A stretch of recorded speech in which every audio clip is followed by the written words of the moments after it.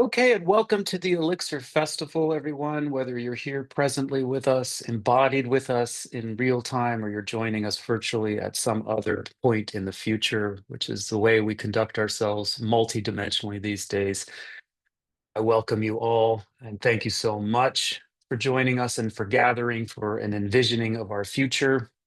I'm Miles. I'm the author of Return with the Elixir. I'm so delighted to be joined by Andrew Harvey today. And I just want to give you a little sense of the overall picture. We are now 5 sessions deep into our Elixir Festival. For me, it's an opportunity to speak to with esteemed mentors of mine, teachers that have been on my radar, people who have influenced me by way I directly or indirectly, people who have been on the vanguard of the spiritual movement and have really done some exquisite work, each one of them exquisite in their own way. And Andrew Harvey is no different. The point of our gathering, my hope was to build bridges with Elixir, to really build bridges across traditions, to build bridges across esoteric traditions, to go into astrology as we did with Lynn Bell, into mythology as we did with Phil Cousineau, to go into Tibetan Buddhism with my friend and mentor, and who wrote the foreword to my book, Robert Thurman. And tonight we have Andrew Harvey, who is an exquisite, eloquent channeler of mysticism and the deep spirit of humanity. Every time I have a chance to listen to any of his podcasts, I know he's definitely possessed in the best sense and by the best spirit. He's someone who has written on order of 33 books, it sounds like, by last tally. I'm not sure how you count at that remarkable stage. And is someone who is has coined the word sacred activism, leads and founded an institute in Chicago, the Institute for Sacred Activism. So he's not someone who's just sitting idly and following his breath. He's someone engaged in the world through compassion. Andrew's recent book is regenerative, Radical regeneration. radical regeneration. And before we got on the call today, we were just remarking about the great synergies between both our books, which we'll get into tonight. And I am very, very pleased. This is my first chance to speak with Andrew, and very, very pleased that in his schedule he's able to make some time for us. Andrew and I met by way of Helen Tomey, who I should just acknowledge. She Yes. both of us lead tours with Sacred Earth Journeys. I believe Andrew is going to France this year.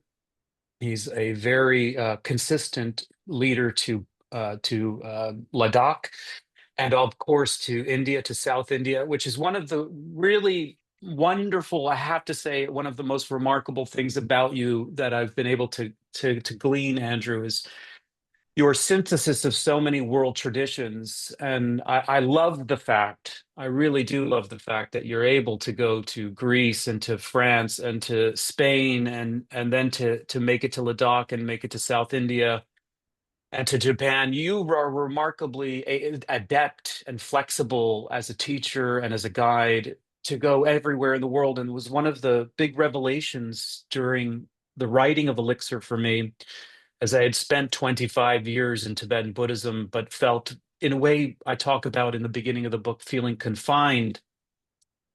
And once I crossed a threshold into the alchemical traditions and discovered the concept of Mm.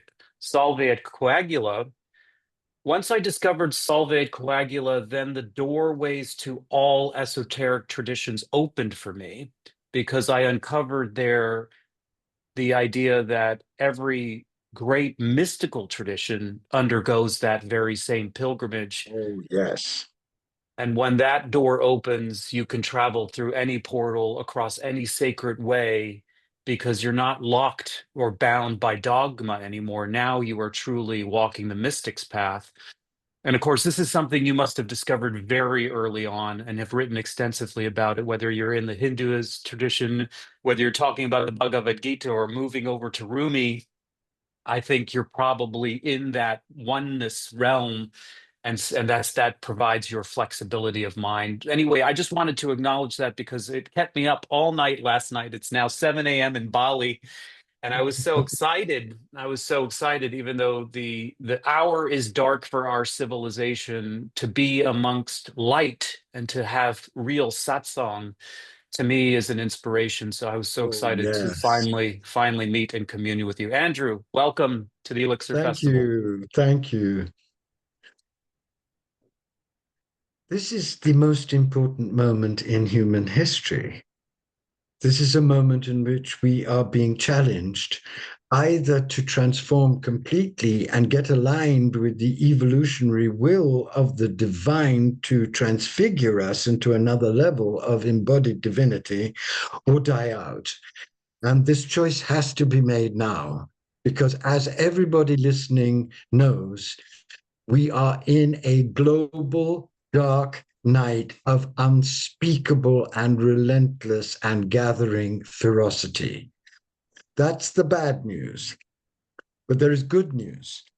And that is that when a dark night becomes so ferocious, Mm, it means that a potential birth is possible on another level than anything we have ever imagined. mm, I am very blessed because I have been through two major, devastating dark nights in my own life, both of which nearly killed me, but both of which resurrected me to a level in which I could see clearly and with great awe and gratitude that when things get terrifying is when the divine gets serious about unspeakably beautiful and holy transformation. So don't mm, let's divide the dark from the light. The dark is mm. actually serving the work of the light. And the greatest light is always born, as the alchemists say, my friend, out of the greatest darkness. Yeah, So I am wonderfully not put, at Andrew. all hopeless. I'm abandonedly outraged at the growth of authoritarianism. I'm heartbroken at the idiocy and stupidity of the spiritual movement that is doing nothing to really meet this. I'm outraged at the fact that people are still in a dream about what's happening. But I am hopeful that things will become so terrible that even the most stupid and selfish and narcissistic of us will wake up to what we must all now do. And what we Mm, must now all do is plunge far more deeply into mystical practice than we have ever done. And we mm, must go far further out in sacred action than we have ever dreamed of doing, because everything imaginable is now at stake. I have been saying this for 20 years, and for 20 years I was treated like a luxury object who was crazy. I am not mm, crazy. Now people have followed my work, are turning to me from all over the world because I knew this time was coming. I saw it. I mm, had visions of it. I was given direct guidance about it. And I and others are here.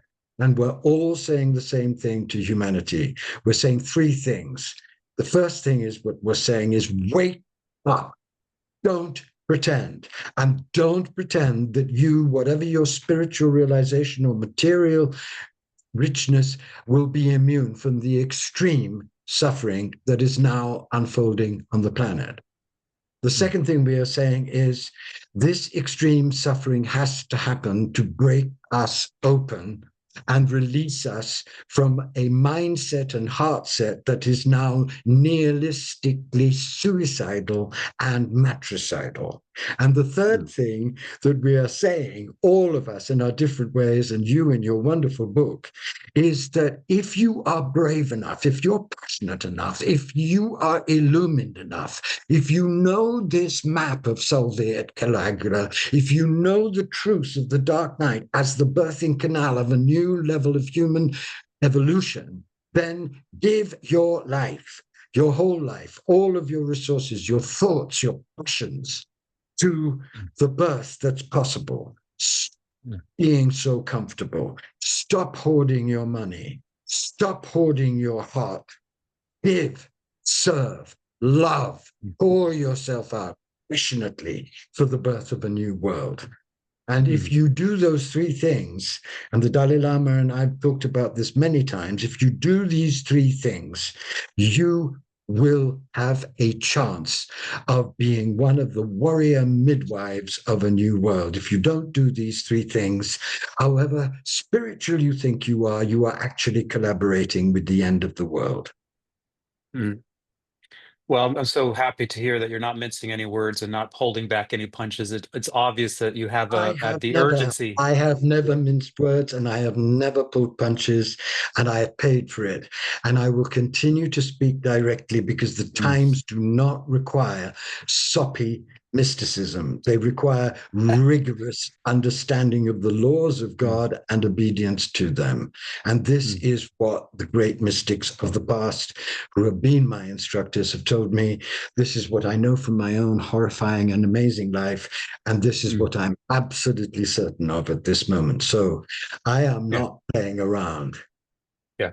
You know, actually, hearing you reminded me of Jung in a way, because Jung was also very much struck about the imminence of the threat against humanity, and He had wasn't two and vivid dreams at the end of his life in which he saw the absolute, in one in which he saw most of the world destroyed, and the other in yeah. which terrifying. And he knew, everyone who is awake knows that. Mm. It's not Mm. just Jung, it's multiple prophets in the indigenous traditions, it's the real mystics on the planet. We all know where we are.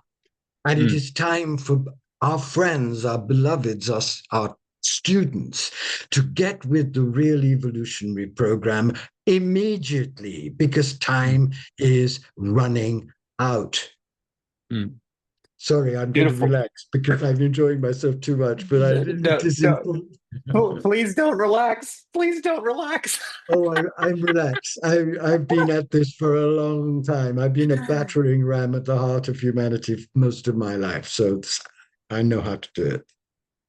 So at the outset of Elixir, I paint a picture of the cosmological cycle just to give the largest picture of our sort of place us in a context and place us on a map so that we can navigate through the Yes. terrain and to understand, essentially understand the signs and the what they call in the bardos the signs of dissolution. I mean, this is Yes. so help us understand what you learned from the Yuga cycle, and especially the sage you were talking about in Varanasi, because I think it's really beautiful. I think it's really helpful. The prophecies, as I just wrote in the book, I mean, the prophecies across all ancient wisdom traditions know about this very moment, This and very moment. it's not hyperbole and it's not metaphor. It's a critical choice point, which I hear you reflecting. So give us They a all little, say give. this. The Kogis say this. The Hopis say this. The Aboriginal teachers that I know intimately say this. And they're stupefied that the so called spiritual movement in the West denies and negates and continues to be addicted to absolutely fake marzipan mysticism and love and light in the face of the greatest evolutionary challenge that humanity has ever faced. I It's love it, like Andrew. going into a forest fire dressed in a paper tutu. Andrew's criticism of New Age is something that I very much have aligned with, and yes, we get a lot of flack. I'm sure we get a lot of people saying we're naysayers, and but yes, I mean, what But good they're not is New Age? naysayers. My Yeah. entire work is devoted to waking people up, galvanizing them so that there can be a birth of a new humanity and the creation of a new world. That's the biggest yes you could possibly say in the face of overwhelming apocalyptic disaster. So Mm. let's get down to it. You asked me about the yugas. I have known since I was in my 20s that we were in Kali Yuga. And I have known that because I was a professor at Oxford, I was one of the elite. And all I met were narcissistic, greedy, crazy, very powerful people who had absolutely no conscience and no concern for the world. And as a young man facing that degree of depravity and cynicism just broke my heart and made me want to die. Fortunately, got me to India, where I was born, and plunged me into a mystical search. But that mystical Mm. search was never soppy. It was always about saving myself from the horror that I knew was coming and trying to be a vehicle for the help of the world in disaster. And I was able to be initiated into the major mystical traditions, which I did quite systematically, so that I could have, as far as I'm able, the largest, richest, deepest vision possible. Mm, I've known since I was in my 20s that we were in Kali Yuga, and I've read everything on Kali Yuga. But it wasn't until 2009, when I was visiting Varanasi, that I mm. had the grace to be able, I can't see you, and that's upsetting me. Ah, there it is. I had the grace to meet one of the world's the greatest tantric expert on Kali Yuga, who happens to be an old woman in her 90s who was a pupil of a devotee of the great Anandamayi Ma. And through my connections in Benares, I eventually got to see her, and there was this very beautiful, composed hummingbird of an ancient woman sitting in a white room, and she said, "So you've come to see me about Kali Yuga. Let me tell you about Kali Yuga." The first thing she said is that Kali Yuga is speeding up exponentially. It's going much faster this time than it has ever done before because of the complete insanity of the human race. The second thing she said is that there are 4 stages of the Kali Yuga process. First is the difficult, the second is the dangerous, the third is the drastic, and the fourth is the lethal. She said that the first stage began in the 50s when we were given information about the environment, about the dangers of our obsessive destruction of nature, and of the dangers of galloping corrupt capitalism, and we did nothing at all about it. The second stage then unfolded, and again, for all the warnings and for all the disasters that were unfolding, we did nothing real about it. That led to the third stage, the drastic stage, which really exploded with the collapse of the Twin Towers, which she described as the breaking of the waters of a monstrous birth. And this stage again, we're doing nothing real about it. And in fact, we're regressing because, as you all know, America has just chosen a psychopathic, demonic madman as the leader of the free world, whose addiction is cruelty and who's supported by almost half of the American people. Mm. So we are now on the cusp between drastic and lethal.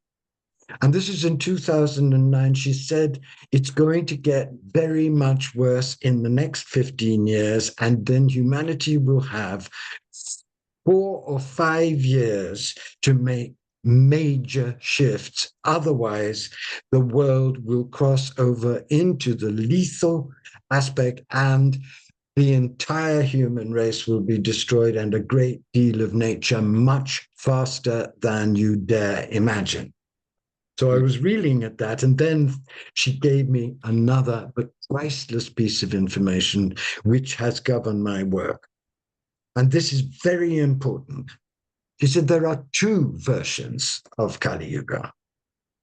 The first, which is the more orthodox version, is that Kali decides to destroy a depraved human race. First, she drives them mad, and then they eat each other and destroy each other and destroy everything. That's the first version. And there are a lot of evidence that that first version is progressing exponentially as we speak.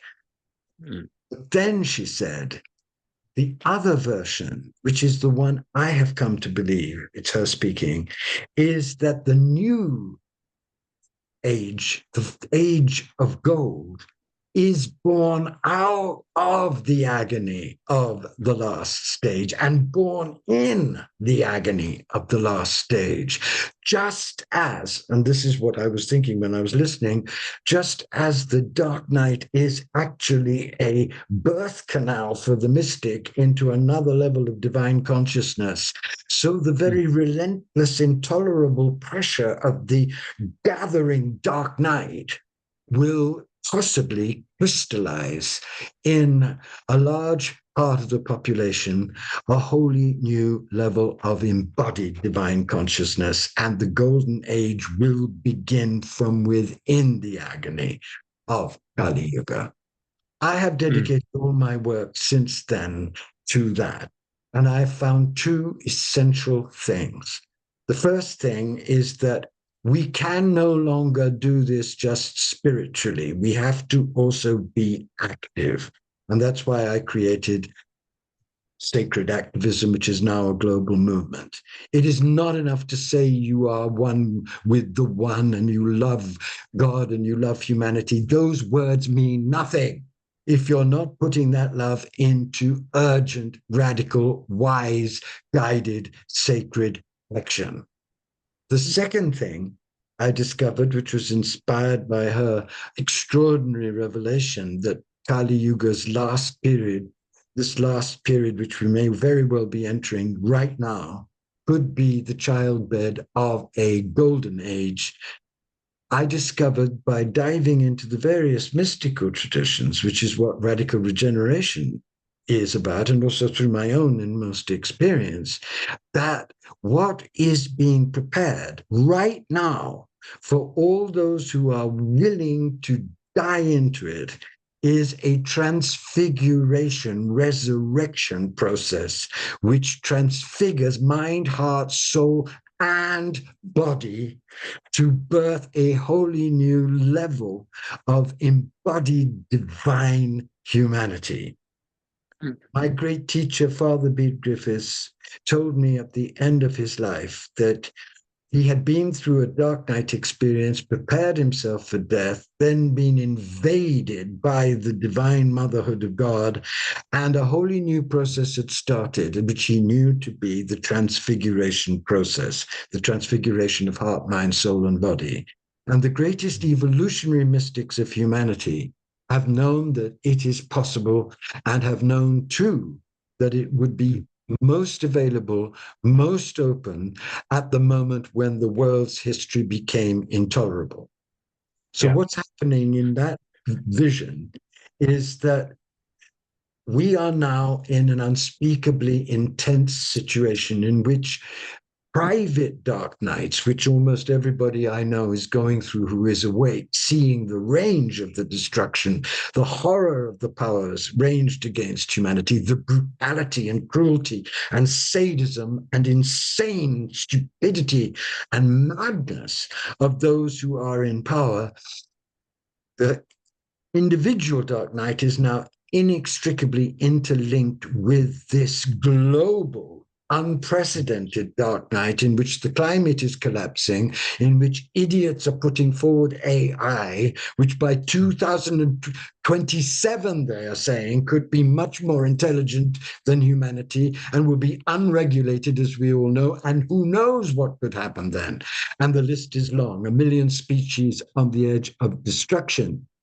So what's happening is that the individual dark nights that we're all going through and the global dark night are both sending a very ferocious laser on the human heart to either shatter it or open it. And Mm. many people will be shattered by this process. Many people will go mad. Many people will regress into fascism, cruelty, selfishness, and if possible, even greater narcissism than they've indulged in so far. But many people, and there are many people I know, will be battered open, heart broken open, Mm. finally become authentic and finally plunge into deep mystical practice and realize that we are divine and we can be divinized and we will come together and save ourselves and save the planet. It's an amazing time to be alive. I'm thrilled to be alive at this time, and I'm going to get wilder until I finally am dragged off stage, because that's what's needed. We cannot indulge in this soppy, idiotic spirituality. We have to take the divinization path seriously, realize it's unbelievably difficult, but that God wills it, and God will save us and help us through death after death after death. 2 weeks ago, my house burnt down and my cat was destroyed and I lost everything. And in those last 2 weeks, I have been resurrected again. So I know how this process works. I know it cellularly at this moment in my life. And I know that what is coming is going to be more unspeakably frightening and terrifying and humiliating and disgusting than anything we've ever experienced, but that it will be potentially exactly what we need finally to get serious, to get going, to get acting, to get co-creating a new, just, harmonious world. And I banked on that. I've gambled on that. I will gamble on that to my last breath, because nothing else is worth living or fighting or dying for. Thank you, Andrew, and I'm sorry for the loss of your loved one, and The worst and the thing loss. that ever happened to me. But yeah, I know when terrible things come, there are amazing possibilities that are born out of it. I know that when you are beaten to the ground and trampled, as I've been many, many times, that's not the end of the story, because the spirit becomes stronger and grace pours down and doors open in steel walls that you didn't imagine could ever be pierced. That's what's going to happen to humanity. It's already happening.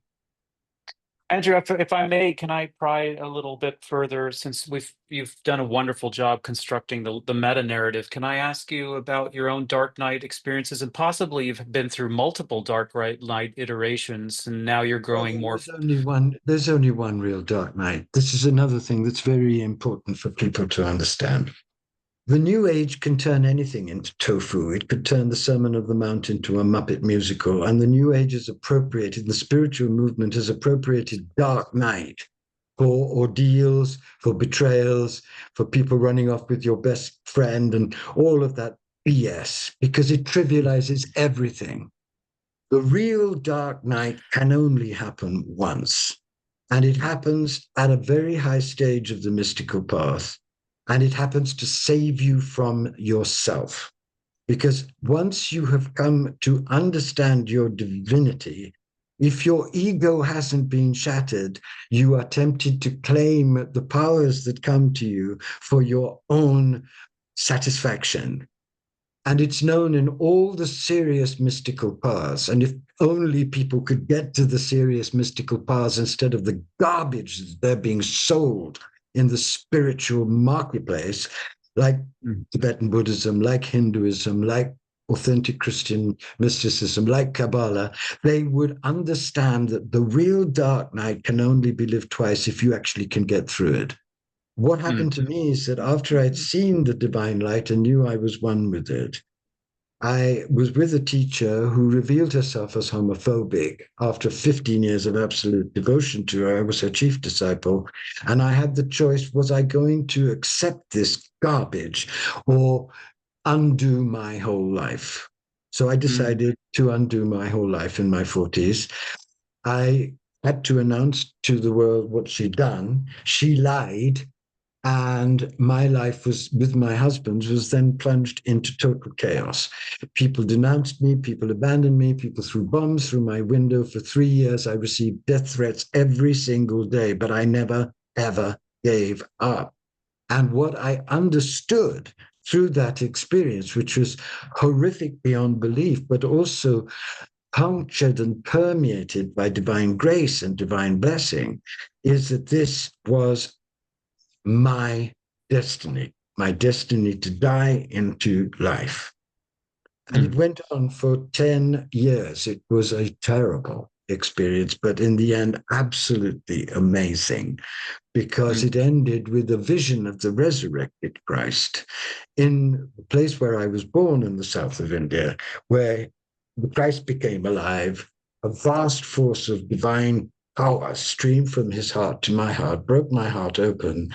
And then I went out and saw a blind young man with no arms, no legs in a puddle, helped him. And I heard Jesus say, the Christ say, you have been playing, all of you, you've been playing with light.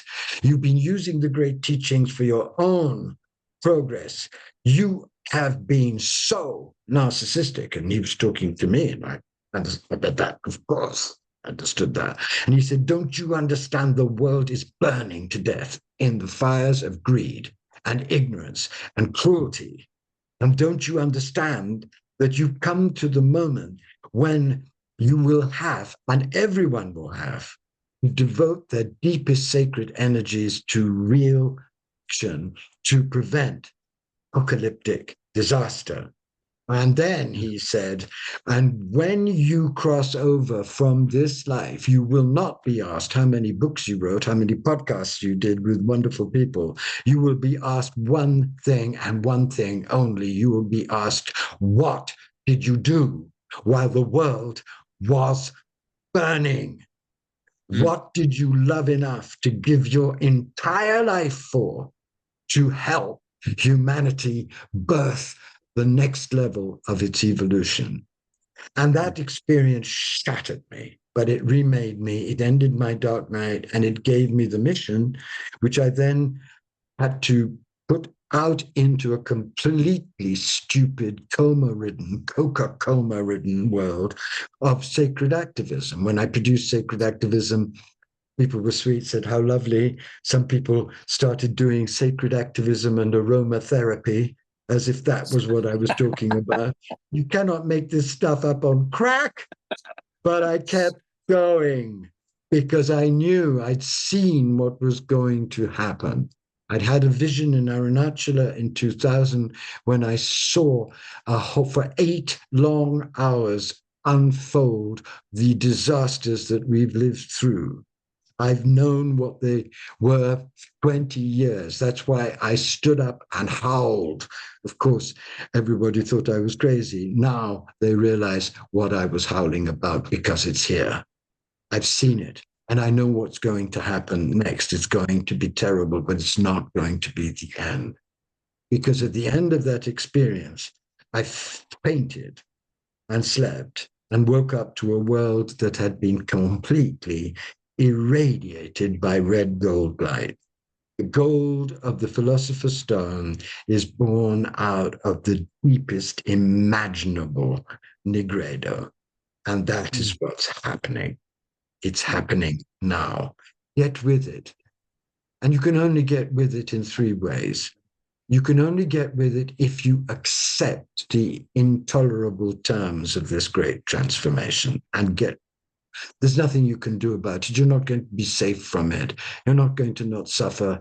You're not going to have some privileged angel supporting you.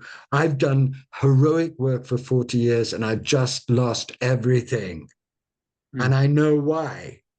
Because I have to be stripped again and released further. Same is going to happen to everybody, whether they like it or not. So don't be sissy about these things. Get real, get strong, prepare yourself. The second thing that everyone needs to do is to go far deeper into spiritual practice than they have ever imagined going. Because the only thing that will enable you to stand what is about to unfold will be a profound spiritual realization of your own divinity and a profound understanding of the map, the real map that is given in your book in a beautiful way and that is given in the book that I've written with Carolyn Baker, Radical Regeneration, and is being given by the really authentic evolutionary mystics on the planet, of which there are some, despite everything.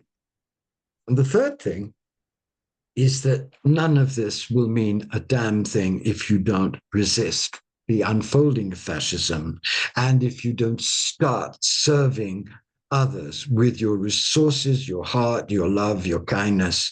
You've got to love until it hurts. You've got to love more than you've ever imagined. We all have to. Every day needs to be pouring out of passionate, compassionate, precise love to help mm. the possibility of a birth. Do not think I'm exaggerating.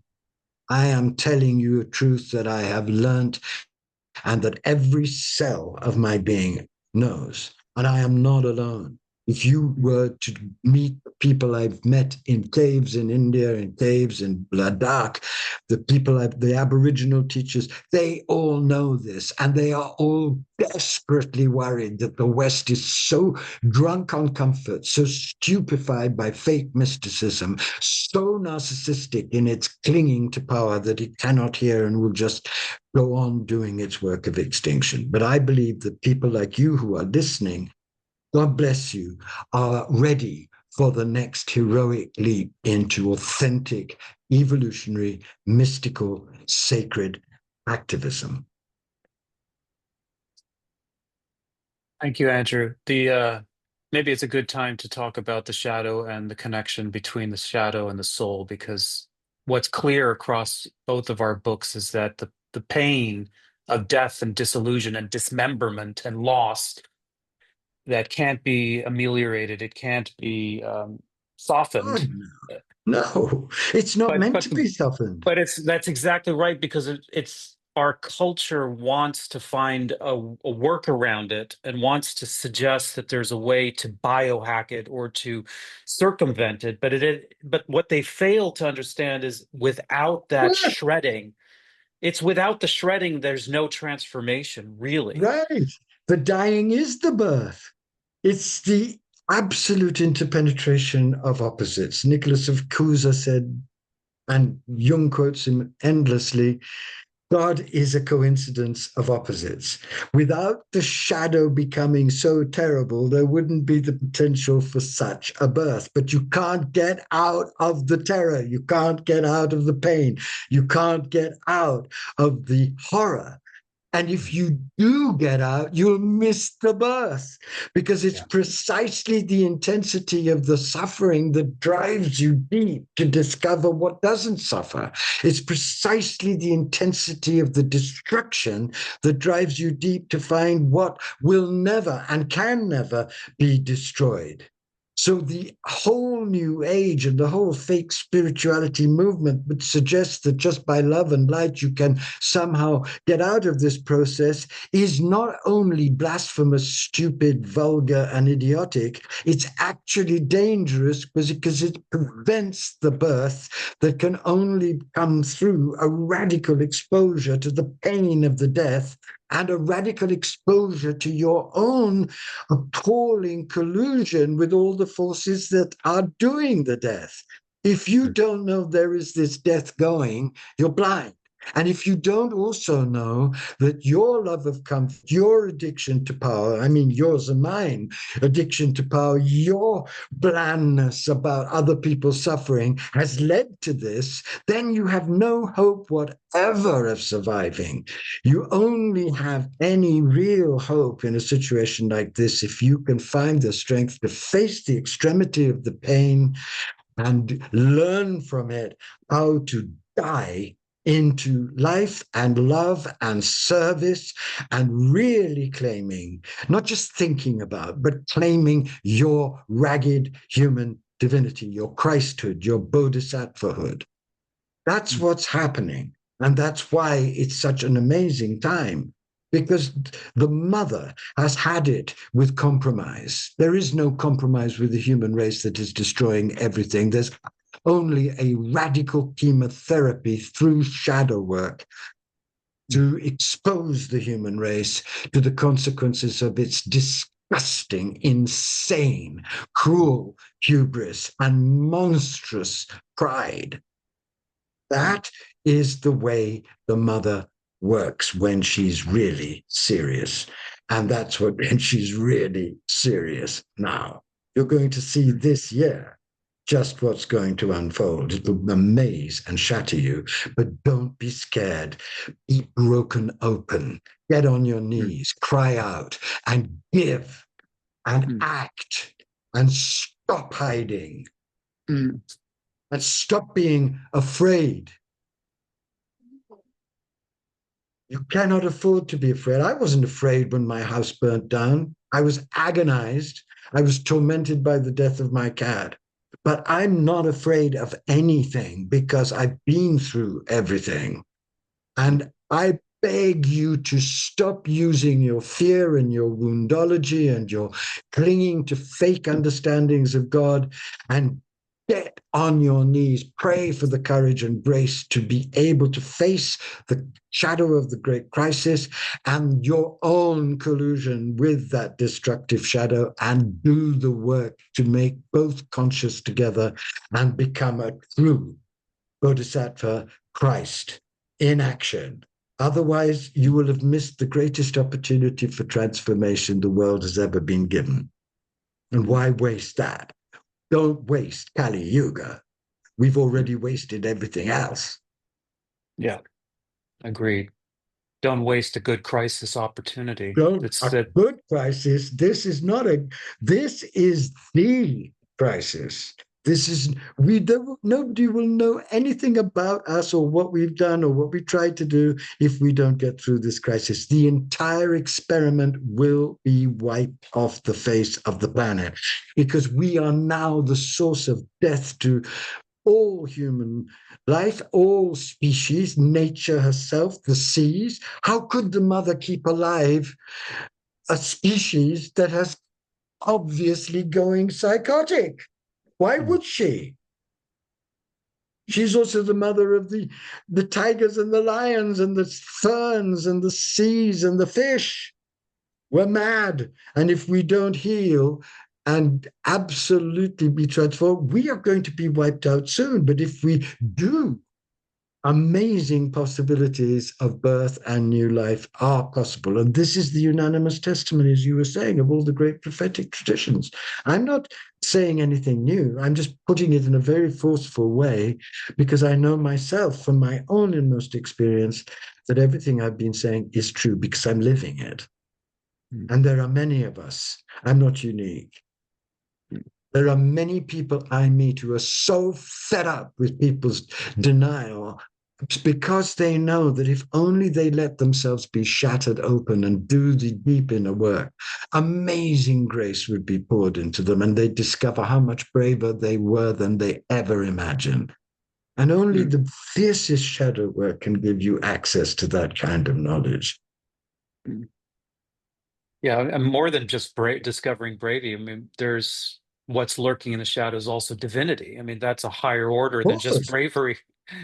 no, I wasn't talking about the shadow is divine. The dark is divine. The dark plays an absolutely essential role in all the different stages of transformation, but especially in the last most important stages when it has to destroy every aspect of the ego for the full divine self to be born. That's the really terrifying stage. That's the stage of crucifixion, and that's the stage that we've reached. Mm, mm, And that is a divine event, but it's also unspeakably painful, as all people who've been awakened know that. There's nobody who's not gone through that who has achieved divine, who's been graced with divine consciousness. Any other map that you ever receive, throw it out of the window. It won't help you. The alchemists have the authentic map. The Sufis have the authentic map. The great Christian mystics have the authentic map. The great Shaivite mystics and Tantric mystics have the authentic map because the authentic map is always death and rebirth, crucifixion and resurrection. And the shadow is what crucifies you and resurrects you. mm, mm, And there's that wonderful ancient alchemist prayer, which I know you know, is, oh God, give me the courage to unite the highest heights in me with the lowest depths, so I can be born a noble one of the lineage of the noble ones. The philosopher's stone cannot be created except through that most devastating of marriages between the highest realization and the most desperate, desolate, unillusioned acceptance of what's really happening. That's amazing and frightening, but it's also, as you experience it more and more deeply in yourself, completely extraordinary. It gives you tremendous hope. So don't just shake at what I'm saying, realizing there's a golden yes that's threading all of it. Mm. The, Mm. the shadow is Kali. And what's so beautiful, if you go to Dakshineshwar, where Ramakrishna worshipped Kali, first you go into the temple and you see this terrifying image, the apocalypse, right? And then you go round the image and you see that it's hollow and that the inside of the image is burning gold. So Mm. behind the ferocious face, there is the most golden face of all, the face that will arrive in all of us when we allow her to blowtorch our fake face away Mm. with her agony and her absolute mockery of all our fantasies and illusions. She's Mm. going to kill us one way or the other because she's decided that the new humanity must be born for the sake of the whole creation. Mm. Mm. Okay, Andrew, take us through into sacred activism. If there's a glimpse or if there's a full entrance into the divine, if there is the death and the rebirth, if there's the dark night and the new dawn, what's on the Sacred other activism side? is the birthing force of the new dawn. You Mm. cannot, the patriarchal religions have created sacred systems in which it's just good enough to sit about, meditate, have marvelous experiences while you continue to invest, while you check your investments in the evenings and you live in your fancy houses and you drink your fancy wine and you think that you are doing wonderful work simply because you're saying a 48 mantras before breakfast. That's a good start, but it has nothing whatever to do with the birthing of a new world. Because if this birth is, as it is, a bringing together of all opposites, of the deepest shadow with the highest light, of transcendence and immanence, of male and female, of heart and mind, body and soul, to create one unified, transfiguring field. That is what's happening. And if that's what's happening, then we have to fuse together the highest spiritual realization with radical, urgent, sacred resistance, non-violent, but very focused and very brave, sacred rebellion on every level against those forces which are nakedly masturbating their evil in front of us. So don't be soppy about those forces. They are horrific. Don't hate the people who've been possessed by them, but realize that if you don't resist from the depths of yourself, they will win and the world will end. That's why sacred activism is an absolutely essential part of the great transformation demanded of us. We're being asked to do two things at the same time. We're being asked to really plunge into an authentic evolutionary mystical path and to accept the astonishing possibility that we could not only die into life, but be transfigured by that dying and born a divine human incarnation of God. Yeah. That's the first thing. And the second thing is that in the past, that was enough for a lifetime. It was hard enough to do that. But now we have to do that and simultaneously act and resist and continue to serve and pour out. And the reason why it has to be both is because the new human will be both transfigured, divine, and constantly acting inwardly and outwardly to create an ever more just, ever more harmonious, ever more extraordinarily beautiful and creative world. And it simply cannot be done without that fusion of pursuing transfiguration while pouring all the powers that transfiguration give you into focused, wild, heroic, unspeakably brave, sacred activism on behalf of the future of the planet. Let me ask you about a couple of examples No, I'm where going to maybe. ask you something. What do you Okay. think of what I'm saying? You Yeah, I mean, I don't think, plunge I in. think I think that there's a great opportunity to reimagine the crisis as an opportunity. So get ready to let go of everything. I mean, ready to Exactly. really instead of holding on, I think it's just a radical surrender. Let go, just let go. Let go. The deluge is coming, so you're going to get flooded one way or another. You may That's as well just right. go with the stream and just let go, and let go at all kinds of levels, not just the levels of the material. I'm going to have to downsize my life and give up my pleasures or my comforts, but let go all the way down to the salt pillar of your own identity. And Yes. that's the hardest one to give up, because every Yes. reinforcement, every contingency there is in our culture reinforces the absolute essentialness of our identity. But that's the last little crossover, Yes, and and that's the deepest block, isn't it? Yes. But that's the it's not hardest just one. letting go. It's not just letting go, though, is it? Because we have to simultaneously keep letting go while simultaneously turning up and acting. Mm, Don't miss that piece.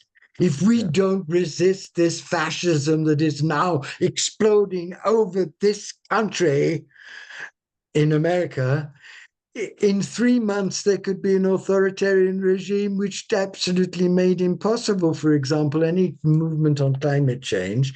And if that happens, no birth is possible. I think, Andrew, it may take a little time in some cases to metabolize what's going on, because in the biography of the Buddha, it's clear that he wasn't ready after his transfiguration to jump into teaching and activism. For Well, him, there six was a weeks. He period. just took 6 weeks, baby. He took 6 weeks. I know the story. He took 6 weeks, and then three of his buddies came along and said, "Okay, tell us." So 6 weeks isn't too good. And don't underestimate the intolerable pressure. People Yeah. are waking up at quantum levels now, Yeah. and we don't Yes. have time. Time is But already they're running. also waking up in terrible quantum ways too. I mean, Yes, yes.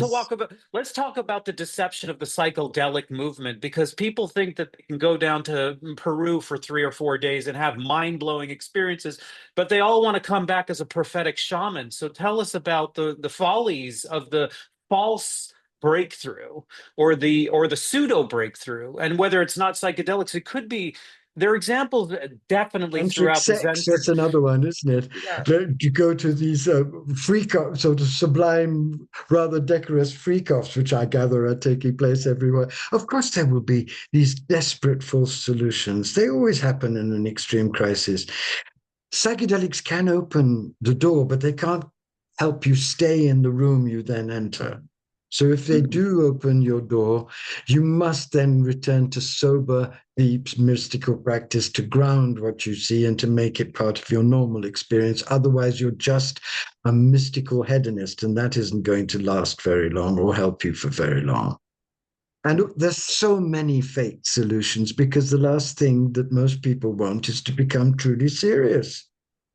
And you must expect the fake gurus, which are legion, the fake teachers, which are legion, the fake solutions, which are legion, because the crisis itself is so extreme that to actually confront it and to actually work with it takes a level of passion for God and a level of personal heroism, which very few people have dared as yet to even think about attaining. But that's going to change because very, very soon it's going to be obvious that nothing will work except that.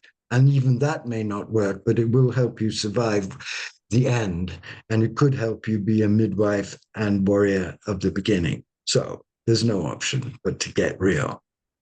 I guess the inverse of the meditators who aren't on the front lines trying to put some positivity back into the opportunity, who aren't there. I guess the other side of it would be people on the front line who are pounding their chest but haven't had a good look at themselves. So what do you have to say about that Yes. side of?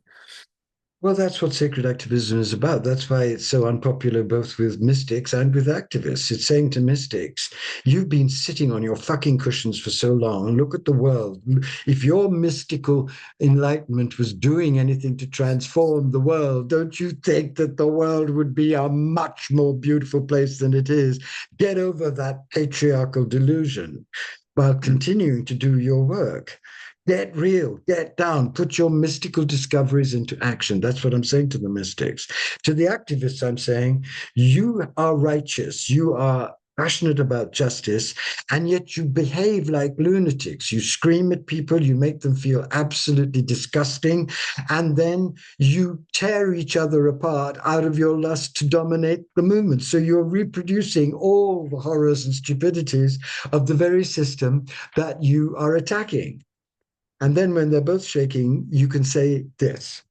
But if you combine the real truth of the mystic's passion for God with the real juice of the activist's passion for justice, then a third truth is born, which fuses them both and can act in a very direct and extraordinarily divine way on reality. I had a dream about this after the experience where I saw the resurrected Christ, and what I saw were two fiery rivers running towards the horizon where they met and exploded in this vast new force. And I heard the voice of the Christ say, these two rivers are the river of the mystic's passion for God and the river of the activist's passion for justice. And when they meet, these two fires, a third fire is created. This is the fire that burned in Martin Luther King. This is the fire that burned in Gandhi. This is the fire that burns in the great prophets. This is the fire that burns in those amazing beings, the Doctors Without Borders, who go every day into Gaza. This is the fire that all of us must now, far as we can, align with. And this is the fire that most of the mystical systems are so stupid in not preparing us for. The Tibetan Buddhist system has lost its way in so many ways. It's no longer faithful to the intensity and purity of the vision of the Bodhisattva, but it could be. And the Christian tradition has completely lost the fusion of mysticism and action that obviously lives in the power and the presence of Jesus. But we can reclaim them, and we must reclaim them. Mm. Mm. Mm. You've Thank you, got me Andrew. on a wild day. But thank you all so much for listening to all of this. But please take it seriously, because if you don't hear it now, you will hear it soon. It's coming. This is coming. It's here. And don't be blind. If it will it will beat you up if you don't listen. It's not something you have an option about. When the divine decides to transfigure or destroy the human race, it's a good thing to listen and to prepare. Andrew, since we're on the other side now of the discussion of the Solvate Coagula, we're in the sacred activism, we're in the engagement, passionate, Right. aligned, non-narcissistic, holy, spiritual engagement. I want you to, Inside and outside, inner and out. It's not an engagement only in what people call activism. There are three kinds of sacred activists. There are the ones on the front lines, like you and me, and many, many hundreds of thousands of others. There are the ones behind the front lines who are nurturing, supporting the great Reiki practitioners, the great psychologists, the great psychotherapists who are there as healers. And then behind them, there are the real meditators, not the ones who are using meditation as a drug not to engage, but the ones in the caves in the Himalayas who are no longer concerned with their personal liberation, but are radiating force and help and joy and power to the human race. So, what you listening need to do, my darlings, is to decide which lot do you belong to. Are you one of the wild pioneers? You don't have to be. It's not obligatory, but you've got to be one of those three, or just go out and lie under a friendly truck. If are you one of those people who really want to help the people on the front lines by giving them some cash because most of them are dying of poverty? Most of the people who are doing the really great work in this world are desperately poor, have given up their lives, have never been rewarded, have never been treated with dignity, but they don't give a flying fuck because they love you far more than you've ever loved them. But it's time to love them. It's time to support them. It's time to find out who they are and stop gorging on your own resources and start sharing them.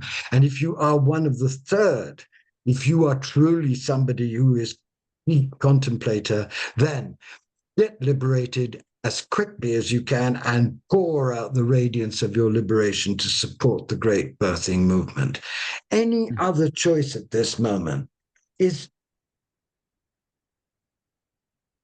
I can't even find a word for it. It is so pointless, so empty.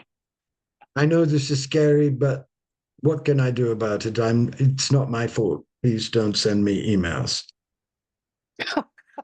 Andrew, how do your pilgrimages fit into this? Tell us about the pilgrimage, where it fits Well, into the sacred pilgrimage, actism. pilgrimages, I like to take well-to-do people to sacred places, expose them to the glory and the agony, and then invite them to do a lot more to help the agony from the glory. That's one way. The other way is that at this moment, if you really want to keep inspired, pilgrimage is about the most extraordinary way you could keep inspired, because you go to places which have been the center of spiritual passion and power, and that takes you out of your normal comfort zone and gives you access to extreme transformatory grace. And I've seen some very selfish, narcissistic people be completely shattered in glorious ways and then devote themselves to doing amazing things. I took a group 2 years ago to Ladakh. They were lovely people, but very, entitled, like most people who come on trips. But eventually they were so moved by Ladakh that I then Mm. took them to the Tibetan children refugee camp in Leh, and the very people who I would never have imagined would give a damn about the refugee children, they all got together and they started to pour out their money, and in the end about 50 or 60 children were adopted. So it's my naughty way of trying to help people who are trapped in money become Mm. human and start doing fantastic things and discover the great joy of giving away what they've been hoarding and keeping for themselves for a long time. What you've just described is a kind of microcosm of Solve et Coagula on a 2 week trip. Would you agree with something like that? Absolutely, So, yes, so, so because what is it about pilgrimage? Is it just the sheer ferocity of the sacredness of the earth, the sites, the leader, the intentionality? What is it about the ingredients that go into pilgrimage that allows for that level of dissolving and regeneration? I think it's three things, isn't it? It's first the enormous sacred power of the sites that you visit. And I've spent years in arranging each of my pilgrimages to be at maximum intensity. So I've learned, it's like a piece of music. I've learned how to arrange which site when, so because I've experienced them myself. The second thing is that on pilgrimage, lazy, busy people, because you can be both busy and lazy, actually get to slow down in the most extraordinary places and savor beauty and perhaps even do some intense spiritual practice without losing their minds. And the third thing is, and this is really important, I think, is that on pilgrimage, if the pilgrim leader is loving and forceful and vibrant, you can enter a field of sacred companionship and friendship. Immense new relationships are formed between people in those situations, and that those new relationships are permeated with the sacred experience and can take people into greater levels of love and also serve as support networks for them when they get back after this experience to keep them evolving. So I think those three ingredients are what makes sacred pilgrimage an essential form for me. It's my last art form, my last spiritual art form. It's so thrilling to see what happens to people. Really extraordinary things have happened to so many people on the pilgrimages that I've had the grace to take. And I'm so grateful that I can do this still, despite my sciatica. We're going to wrap up soon. I know your time is precious, Andrew. The pilgrimages for me have been therapeutic in so many ways. I've really shifted out of the Yes. office. Being Yes. being with a group, but being on the land, being under the stars, being with great masters, being at sacred sites. I mean, there's definitely for me in the short amount of time I've been on the planet, nothing more powerful. So I'm shifting into doing more pilgrimages, and I That's notice wonderful. the wonderful. Where do Can you you just take them tell it? to? Where do you So take them to? last year we went to Japan, and before that we were in India and Nepal with Geshe Tenzin Zopa, Tibetan Lama, who's Ah, lovely yes, I and know him well. It's amazing. Yes. traveled with us. And of course, I also try to curate the continuity or the story or the narrative arc of the pilgrimage, so that there's sort of an archetypal lead into the book. Yes. And there's always a bodhisattva and refuge vow, because without that, there's no catalyst or catapult back into the Yes. world. Yes. So that's why I love to travel with Geshe Tenzin Zoba, because his energy is so incredible. When you talk about a spiritual leader who creates an alchemical crucible with the group that allows them to enter into that kind of profound energy that's timeless. I mean, it is the sacred leader's way to provide that Yes. opportunity, and there's nothing really like that in our industrial urban world. That the potency of the power places, the potency of the master, the potency Exactly. of the ceremony, of the ritual, of going really deep, but then the catapult of coming back home. And I've often found, just like in a psychedelic journey, that the pilgrimage, the post-pilgrimage afterglow and aftermath can be disorienting. In other words, the return home is oftentimes bumpy, because there has to be a That's true. reconfiguration. You have to reconfigure your entire, you can't just, no one knows how to relate to you once you've come back from this secret society. No, and you don't fit in, Yes. you don't fit in anymore, because One life is over. you Yeah. yeah. And so it sometimes take a little time to find your bearings again. I mean, I've talked to people who were on our trip almost 3 years ago that are still finding their way, and maybe they never will because of the great deluge that has happened.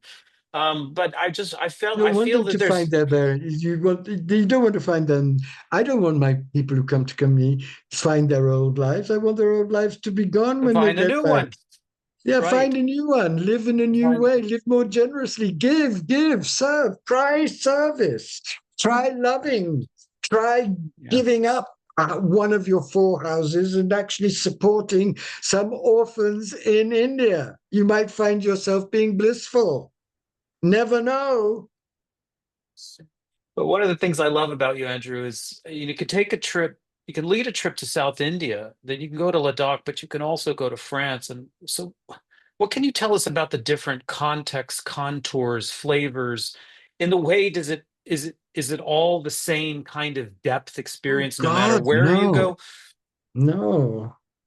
I think it's very different. It's like, I'd like to think of it as pilgrimage is music, but each trip is a different composer.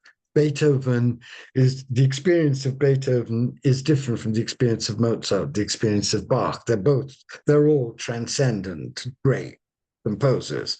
Beethoven shakes you, kills you, and resurrects you. Mozart enchants you into sublime realms of truth. Bach reveals the geometric ecstasy at the core of reality. So if you go to a Beethoven festival or a Mozart festival or a Bach festival, you'll have an overwhelming experience of sacred music, but through different rasas, through different tastes. So each of the pilgrimages that I've specialized in, pianists, great pianists choose four or five sonatas at the end of their lives, which they play again and again and again and again. And they choose them because they are the most challenging and most beautiful and most revelatory. So that's what I've done. I've chosen the four or five most revelatory pilgrimages that I know, the most revelatory pieces of music, and each one of them is a completely different experience, although they're all rivers that lead to the same sea of gnosis and empowerment. Mm. For example, when you go to, when I'm taking a Rumi pilgrimage at the end of next year, and I've done several of them over my lifetime, that is always an experience of ecstatic joy because of the unbelievable presence of the tomb, Rumi in the tomb. South India is very fierce because it's tantric. The Shaivites are tantric. They are really serious about death and resurrection, and you will have that fierce, gorgeous, Beethovenian intensity. And then if you go to Bali, I've taken wonderful trips to Bali. Bali is always so gentle, so sweet, so enchanting, so subtle, like Mozart. Different music, but all music. Beautiful. Thank you so much, Andrew. Hello, everybody. So lovely to see your faces. Please, please face what's going on. Don't be despairing. Read the real books that can help you, give you the real maps. Get with those maps and realize that if you do, you're not guaranteed being saved anything, but what you are guaranteed is that when the terrible things arrive, you will be strong enough to face them and be killed and resurrected by them. That's the truth. And that's the only truth you need at this moment. The rest is bullshit. Okay, guys, thank you so much, Andrew. That has been an impassionate ride. It felt like you took us on a starry ride through the fires of hell and back to the summit of the mountains. So thank you for that. Your energy, your passion is definitely unquestioned and unparalleled. So I mean, I'm riveting. I may need to box some of this energy off in about half an hour here.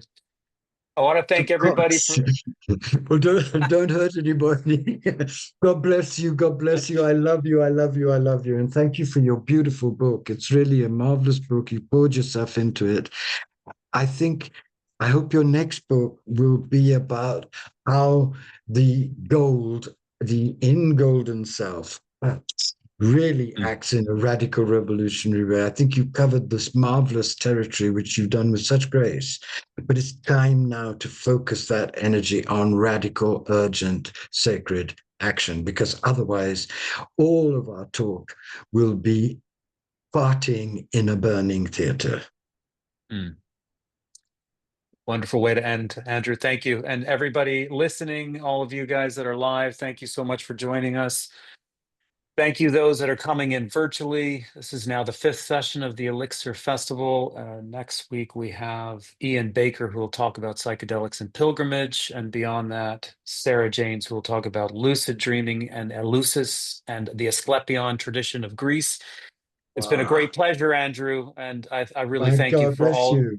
for all your life's work, your passion, your energy, and your clarity and your honesty. So thank you so much. I hope we can It's connect just soon. beginning. I'm not dead yet.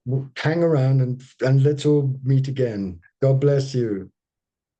Take care. Bye bye.